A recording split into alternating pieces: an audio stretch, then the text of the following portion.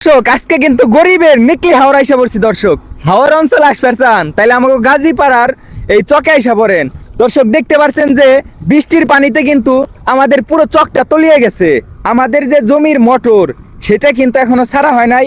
তো ওইটা ছাড়ার আগেই আমাদের যে চক আছে যত সব জমি যারা চাষ করে তারা কিন্তু অধিকাংশ মানুষই এখানে নাঙ্গল দিয়ে ঝাঁপ দিয়ে তারপরে কিন্তু অনেকে হালি বুনতাছে, অনেকেই প্রস্তুতি নিতেছে। যাই হোক দর্শক দেখতে পাচ্ছেন এখানে কিন্তু পুরোপুরি একটা নৌকা চালানো যাবে এবং কি আপনার এখানে ফেরিও কিন্তু নামানো যাবে। তো যাই হোক এটা কিন্তু গরিবের একটা নিকলি হাওর, গরিবের হাওর, ঠিক আছে। আমরা কিন্তু এরকম এখন তুই দেখি নাই যে বন্যা হয়ে যাবে এরকম বৃষ্টির পানিতে। তো দেখা যাইতেছে যে আমার পিছনে শত শত জমি আছে, তো ওইখানেও কিন্তু এই অবস্থা। আমার যে পিছনে আমার এইখানে তো থোড়া পানি, তো আমার পিছনে ওইখানে কিন্তু আরো বেশি পানি, ওইখানে দুপা জায়গা, তো যার কারণে ওইখানে আরো বেশি পানি।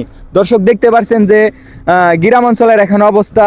আমি ফেসবুকেও দেখছি বিভিন্ন ধরনের অঞ্চলে ডুবে গেছে, অনেক মানুষের ক্ষতিগ্রস্ত হয়েছে তারা। তো আমাদের এই গ্রাম অঞ্চলেও রাস্তাঘাট এরপরে চক টক সব ডুবে গেছে গা দর্শক। তো যাই হোক আমরা ওই সকল ভাইদের জন্য বোনদের জন্য দোয়া করি যারা অনেক ক্ষতিগ্রস্ত হয়েছে।